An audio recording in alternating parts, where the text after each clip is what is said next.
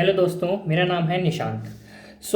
Railway की तरफ से ऑफिशियल ट्वीट आने के बाद में, कुछ ऑफिशियल नोटिफिकेशन आने के बाद में, जिसमें आरआरबी एनटीपीसी के हमारे जो है स्टेटस हम चेक कर सकते हैं, उसके बाद में ये तो तय हो चुका है कि रेलवे का एग्ज़ाम होगा। और जैसा कि बताया गया है ऑफिशियल नोटिफिकेशंस में कि 15 दिसंबर से रेलवे के सभी एग्ज़ाम्स होने स्टार्ट हो जाएंगे। तो अब बात आती है हम मैथ के सेक्शन को हम कैसे प्रिपेयर करें। जो आरआरबी एनटीपीसी का जो मैथ का जो सेक्शन है, उसमें हमारे 30 क्वेश्चंस आने हैं और उनका जो सिलेबस दे रखा है, उसके जो टॉपिक्स दे रखे हैं, वो ऑफिशियल नोटिफिकेशन में दे रखे हैं। तो उसको हम कितने इफेक्टिवली प्रिपेयर करें कि out of 30 questions more than 25 हम पेपर में सोल्व करके आ जाएं। सोल्व से मेरा मतलब है उनको सही सोल्व करके। तो इस वीडियो में मैं उसी मैथ के सेक्शन को प्रिपेयर कैसे करना है एग्जाम पॉइंट ऑफ व्यू से, मैं उसके रिगार्डिंग आपसे बात करना चाहता हूँ। Watch this video till and. Thank you.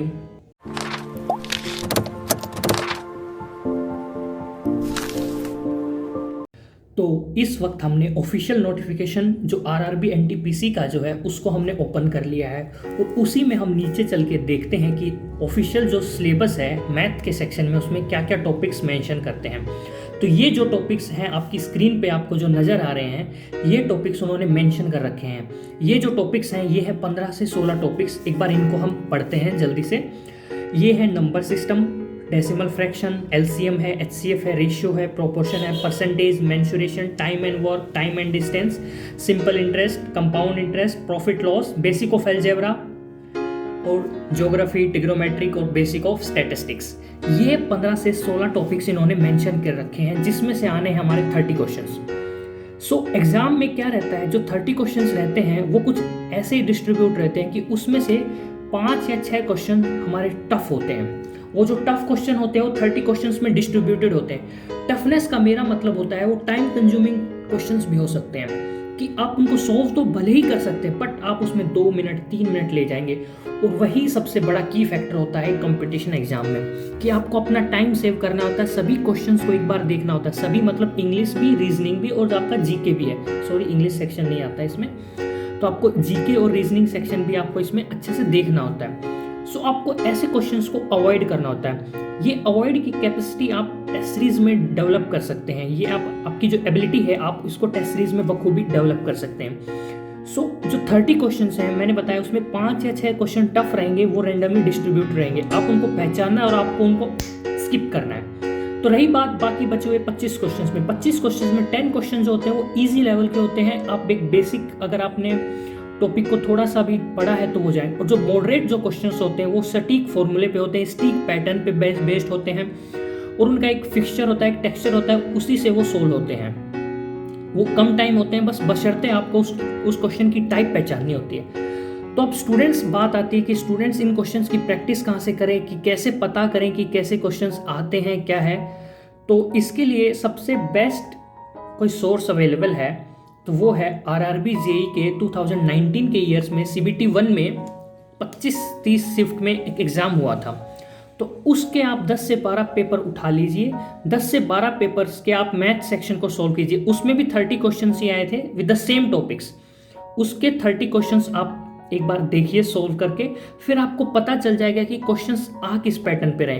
काफ़ी स्टूडेंट्स क्या है, एसएससी के क्वेश्चंस को प्रिपेयर करने लग जाते हैं, एसएससी के प्रीवियस ईयर में लग जाते हैं प्रिपेयर करने में, एसएससी के टायर 2 के करने लग जाते हैं, जो काफ़ी टफ लेवल हो जाता है। तो हमको एसएससी नहीं, हमको आरआरबी पॉइंट ऑफ व्यू से हमारी प्रिपरेशन करनी है, क्योंकि इन दी एंड हमको आरआरबी एनटीपीसी का एग्जाम क्रैक करना है। तो हमारी मेहनत ये नहीं हो कि हमने बहुत सारा टाइम टफ क्वेश्चंस में सॉल्व करने में वेस्ट कर दिया हो और एग्जाम में टफ क्वेश्चन सिर्फ 5 या 6 ही आए हों। हमको एक मॉडरेट लेवल की प्रिपरेशन करनी है। उस मॉडरेट लेवल की प्रिपरेशन को हिट करना है हमको हमारे एग्जाम में। अगर हम किसी टॉपिक की हम बात करें तो उसकी प्रैक्टिस हम कैसे कर सकते हैं। अगर मैं एक टॉपिक की बात करता हूं परसेंटेज, तो परसेंटेज टॉपिक लेंगे हम उसका। तो परसेंटेज टॉपिक को प्रिपेयर करते वक्त हम उसको 3 कैटेगरीज में डिवाइड कर देंगे, easy category, moderate category and tough category. जो इजी कैटेगरी है उसके हम 10 से 15 क्वेश्चंस प्रैक्टिस करेंगे। 10 से 15 क्वेश्चन हम पर टॉपिक 60 क्वेश्चंस मिनिमम हम प्रैक्टिस करेंगे। तो हम 15 क्वेश्चन प्रैक्टिस करेंगे इजी सेट से और 30 क्वेश्चंस जो कि मैक्सिमम वेटेज रखते हैं आपका इन दी एग्जाम, उसके हम प्रैक्टिस करेंगे 30 क्वेश्चंस मॉडरेट लेवल से। और जो टफ लेवल होता है उसके भी हम कुछ कुछ क्वेश्चंस को प्रैक्टिस करेंगे, जो कि हो जाता है हमारे 15 के आसपास। तो 15, तो 15 इजी, 30 मॉडरेट एंड 15 टफ, ऐसे करके हम पर टॉपिक 60 क्वेश्चंस को प्रिपेयर करेंगे। 60 क्वेश्चंस को प्रिपेयर करेंगे, हमको अच्छे से सोल्व करेंगे। दिस इज मिनिमम, हम इसको इंक्रीज भी कर देंगे, बट एक सिस्टेमेटिक वे में इसको सोल्व करने के लिए हम ये करेंगे। तो मैं आपको एक कुछ एग्जांपल से समझाता हूँ कि किसी टॉपिक में इजी, मॉडरेट और टफ क्वेश्चंस को कैसे हैंडल करना है, कैसे पिक करना है, कैसे उसको कैटेगराइज करना है। और दूसरी बात, मैं एक प्रीवियस ईयर पेपर का भी मैं एग्जाम्पल लूँगा। प्रीवियस ईयर पेपर मैं लेता हूँ, एक आरआरबी का ही एक पेपर ले लेता हूँ। तो पिछले साल जो जेई के एग्जाम के लिए हुआ था CBT 1 का, उसके मैथ का जो सेक्शन है 30 क्वेश्चंस का, मैं उसको एनालिसिस करता हूँ और आपको बताता हूँ कि कैसे क्वेश्चंस इजी हैं, कैसे क्वेश्चंस टफ हैं, वो सब में। So watch next segment of this video. तो दोस्तों, जैसा कि मैंने आपसे बात किया था कि हम एक सब्जेक्ट को, एक टॉपिक को हम 3 पार्ट में डिवाइड करेंगे, easy questions, moderate questions and tough questions. So सबसे पहले उसी को सीखने के लिए हम एग्जांपल लेते हैं इजी क्वेश्चंस का आपके सामने। सो ये आपके सामने इजी क्वेश्चन है। ये परसेंटेज और फ्रैक्शन वाला जो चैप्टर है उसको मिक्स करके ये क्वेश्चन बनाया गया है। सो इस क्वेश्चन को एक बार आप पढ़िए। इफ़ द, उसमें क्या लिखा हुआ है, if the numerator of a fraction is increase by 120% and denominator is also increase by 350%, then the fraction will become 11/27। What was the fraction? Question ये कहता है कि जो न्यूमरेटर जो पार्ट है उसको हमने 120% इंक्रीज कर दिया और डिनोमिनेटर जो पार्ट है उसको 350% हमने इंक्रीज कर दिया। और इंक्रीज करने के बाद में जो फाइनल इन दी एंड जो वैल्यू आई हमारे पास फ्रैक्शन की, वो आई 11/27। तो बताओ ओरिजिनल फ्रैक्शन क्या था? ऐसे क्वेश्चंस जो होते हैं ये एक इजी टाइप में होते हैं, ये आपको प्रैक्टिस करने और एग्जाम के अंदर आपको ये क्वेश्चन 15 से 20 सेकंड के अंदर अंदर आपसे ये एग्जीक्यूट हो जाने चाहिए। 15 या 20 सेकंड से ज़्यादा टाइम आपको ये क्वेश्चंस नहीं लेने चाहिए, हमको इस कदर कुछ अपनी प्रैक्टिस करनी है। तो चलिए इस क्वेश्चन को अब हम सोल्व करते हैं। इसको हम सोल्व कैसे करेंगे? तो इस क्वेश्चन को अब हम क्या करते हैं, सोल्व करते हैं। सो क्या कहा है, जो फ्रैक्शन जो है, मान लिया हमने x और y के पार्ट में है, तो उसमें कितना, नोमिनेटर में कितना परसेंटेज इंक्रीज हुआ है, 120%।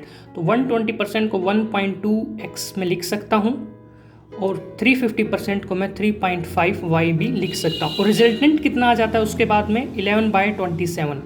अगर आप सोच रहे हैं मैंने 120% को कैसे लिखा, तो 120% जो होता है इसको मैंने लिखा 120 डिवाइड बाय परसेंटेज का मतलब आप सबको पता है 100 होता है, तो ये 1.2 होता है। और ये x का ही पार्ट इंक्रीज हुआ है न्यूमरेटर में, तो ये लिख दिया है। y का पार्ट है तो 350 लिख दिया है। ये आपको छोटी छोटी चीज़ें आपको प्रैक्टिस करनी पड़ेंगी परसेंटेज में। और यहाँ से मैं x को कॉमन लेता हूँ और यहाँ को मैं y को कॉमन लेता हूँ। न्यूमरेटर में x को कॉमन लिया, y को, तो ये कितना हो जाएगा, 1 + 1.2 कितना हो जाएगा, 2.2।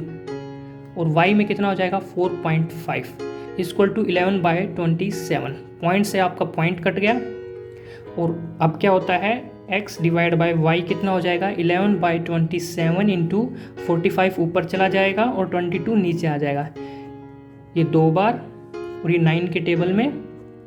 तो क्या आंसर आ गया, 5/6। सो आप देख सकते हैं इसका जो आंसर आ रहा है 5/6 आ रहा है। यहाँ पे 6/5 है ऑप्शन में और यहाँ पे 5/6 है, 5/6 आंसर में हो जाएगा। ये आपका जो होता है ये इजी कैटेगरी में आपका क्वेश्चन फॉल करता है। ये बहुत ही बेसिक क्वेश्चन है। ऐसे ऐसे क्वेश्चंस 2 टॉपिक्स को मिक्स करके बनाए जाते हैं। हमने रेशियो लिया है और परसेंटेज लिया है और ये क्वेश्चंस आपको 15 से 20 सेकंड में अच्छे से हो जाने चाहिए। इन क्वेश्चंस में आपको टाइम नहीं लगना चाहिए। ये 1 इक्वेशन क्वेश्चंस होते हैं। बस एक बार आपने जल्दी से क्वेश्चन को पढ़ा, उसको मैनिपुलेट किया और बस सॉल्व करके आपने टिक कर दिया। 15 to ये क्वेश्चंस के हमको प्रैक्टिस करने 15 से 20 सेकेंड्स के अंदर अंदर, जो कि हम टेस्ट सीरीज से प्रैक्टिस करेंगे। और इसको हमको एग्ज़ाम में ऐसे सेलेक्ट करना है और तुरंत इसको हमको कर देना है। सो अब नेक्स्ट क्वेश्चन की हम बात करते हैं। तो दोस्तों, एक इजी क्वेश्चंस को प्रिपेयर करने के बाद में, एक 15 क्वेश्चंस की प्रैक्टिस करने के बाद में, अब हम देखते हैं एक मॉडरेट क्वेश्चंस को हम कैसे प्रिपेयर करना है, कैसे प्रैक्टिस करना है और वो कैसे क्वेश्चंस होते हैं। सो मूव करते हैं हमारे सेकंड क्वेश्चन। तो दोस्तों, आपकी स्क्रीन पे सेकंड क्वेश्चन आपको नज़र आ रहा है। क्वेश्चन क्या कहता है उसको हम एक बार पढ़ते हैं। 405 toffees were distributed equally among children in such a way that the number of toffees received by each child is 20% of the total number of children. How many toffees did each child got? क्या कहता है, 405 टॉफ़ियाँ थी हमारे पास total, जो हमको हमारे class के बच्चों में डिस्ट्रीब्यूट करनी थी। तो एक बच्चे को जितनी टॉफ़ी मिली है वो टॉफ़ी का नंबर है 20% ऑफ जितने क्लास में बच्चे हैं। तो हमको ये बताना है कि क्लास में एक बच्चे को कितनी टॉफ़ीज़ मिली होंगी। ऐसे जो क्वेश्चंस होते हैं वो मॉडरेट लेवल के क्वेश्चंस होते हैं, उसमें एक बारी में 2 बारी में आपको स्टेटमेंट पढ़ के क्वेश्चंस को समझना होता है, फिर आपको सोल्व करना होता है। तो मैं बात करूं इनमें सॉल्विंग टाइम, इसमें इस क्वेश्चंस को आप सोल्व करने के लिए 45 सेकेंड या फिर 60 सेकेंड, इससे इतना टाइम आप इसमें ले सकते हैं, कंज्यूम कर सकते हैं। लाइक ये 45 second is very ideal time, इतने टाइम में ये क्वेश्चंस हो जाना चाहिए। 60 सेकेंड इज़ थोड़ा सा ज़्यादा हो जाता है, बट स्टिल क्वेश्चन आपको एक अच्छा मार्क्स देके जाएगा, एक पॉजिटिव मार्क्स देके जाएगा।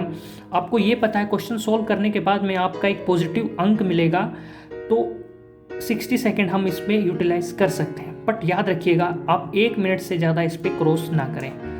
तो चलो इस क्वेश्चंस को अब हम सोल्व करके देखते हैं। अब इस क्वेश्चंस को हम सोल्व करते हैं। सोल्व कैसे करेंगे, मान लिया हमने क्लास में हमारे पास x स्टूडेंट्स हैं, x नंबर ऑफ स्टूडेंट्स हैं, तो टोटल टॉफ़ियाँ हैं 405, 405। तो वो एक स्टूडेंट को कितनी टॉफ़ी मिलेगी divided by total number of students.